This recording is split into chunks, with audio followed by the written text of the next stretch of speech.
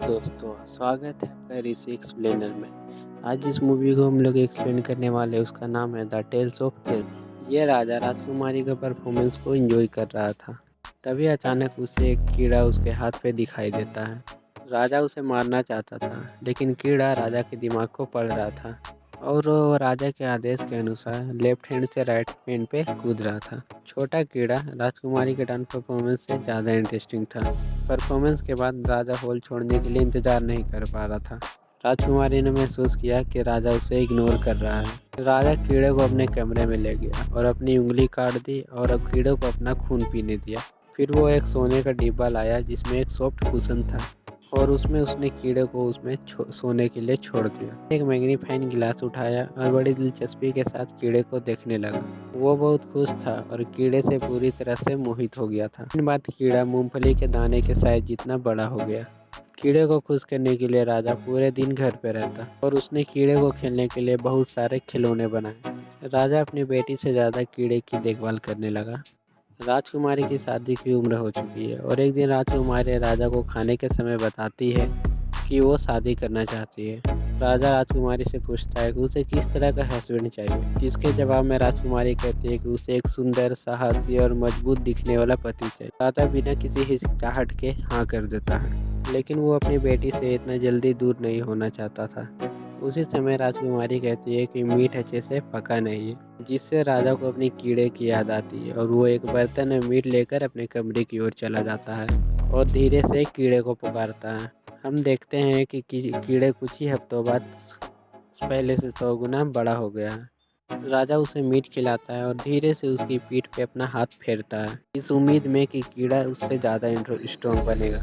एक रात राजा इमरजेंसी में डॉक्टर को बुलाता है और फिर उसे पता चलता है कि कीड़ा बीमार है। डॉक्टर चौंक जाता है जब कमरे में एंटर करता है, क्योंकि उसने इतना बड़ा कीड़ा इससे पहले कभी नहीं देखा था। कुछ जांच के बाद डॉक्टर राजा को बताता है कि इसे कैंसर है।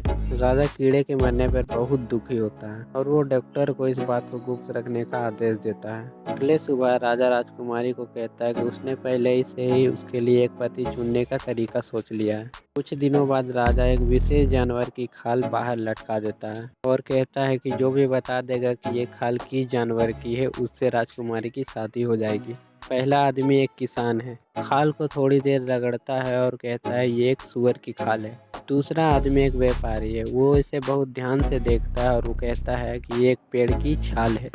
वो सभी गलत जवाब देते हैं, जिससे राजा बहुत खुश होता है। वो नहीं चाहता था कि उसकी बेटी उसे छोड़कर चली जाए। तभी एक अच्छा सा सुंदर सा दिखने वाला योद्धा आता है, जो राजकुमारी को पहले ही नज़र में पसंद आ जाता है। वो राजा को इस तरह के टेस्ट से रोकने के लिए कहती है और पूछती है कि ये किस जानवर की खाल है। राजा राजकुमारी को उत्तर देता है। राजकुमारी राजा का उत्तर सुनकर परेशान हो जाती है, जबकि उसे ये पता चलता है कि कीड़े की खाल है और यही कारण था कि इसका कोई अभी तक सही जवाब नहीं दे पाया था।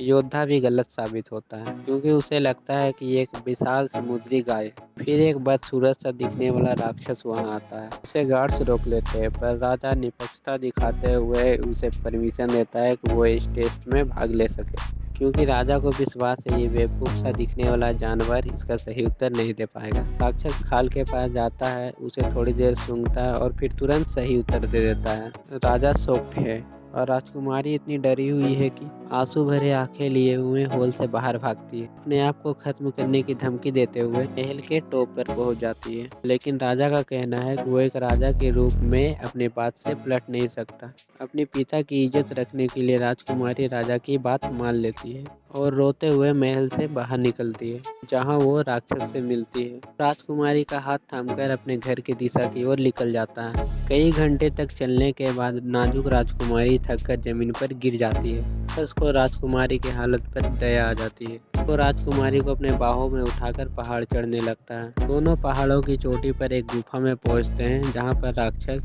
का घर है। राजकुमारी वहां जानवरों की हड्डियां देखकर डर जाती है और वहां से भागना चाहती है, लेकिन वो जानती है यह पॉसिबल नहीं है। वो बस बैठकर महल की ओर देखती रहती है और राजकुमारी वहां से भागने की उम्मीद छोड़ देती है। एक दिन राक्षस शिकार करने के लिए बाहर जाता है, तभी तभी राजकुमारी को एक औरत दिखाई देती है जो कि पहाड़ की दूसरी ओर जड़ी बूटियां इकट्ठा कर रही होती है। राजकुमारी उस औरत से मदद मांगती है। वो औरत राजकुमारी को बचाने के लिए तैयार तो हो जाती है, लेकिन वो अकेली ऐसा नहीं कर सकती। उसे अपने पति और बेटों की मदद की जरूरत पड़ेगी। इसीलिए दोनों अगले दिन इसी जगह मिलने का निश्चय करते हैं। राजकुमारी इतनी खुश है कि वो पूरी रात जागती रहती है। अगले दिन जब राक्षस ध्यान नहीं दे रहा होता है तो राजकुमारी छुपकर गुफा के बाहर निकल जाती है। राजकुमारी उस औरत के बेटे को देखती है और पता चलता है कि ये परिवार सर्कस में काम करता है और ये लड़का रस्सी पर चलता है। वो राजकुमारी को अपने कंधे पर उठाता है और पहले से लगाई हुई रस्सी पर चलता है और धीरे धीरे पहाड़ की दूसरी ओर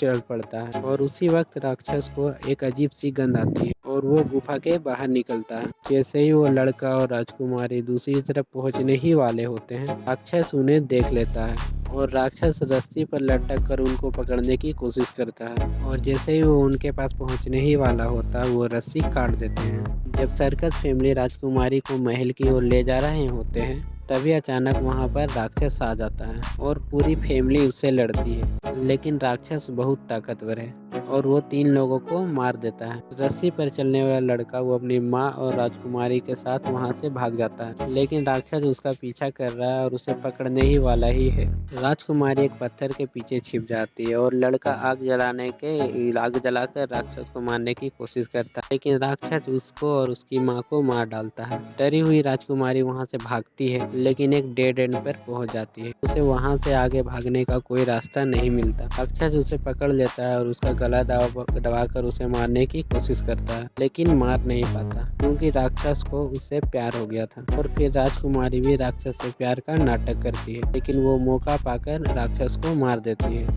महल में राजा अपने कीड़े और अपनी बेटी से दूर होकर बहुत बीमार है और फिर उसे बताया जाता है कि उसकी बेटी वापस आ गई। राजा राजकुमारी से मिलने जाता है और उसकी ये हालत देखकर बड़ा दुखी होता है। अगले दिन राजा अपना राज्य राजकुमारी को सौंप देता है और पूरा राज्य सेलिब्रेट करने के लिए वहां पर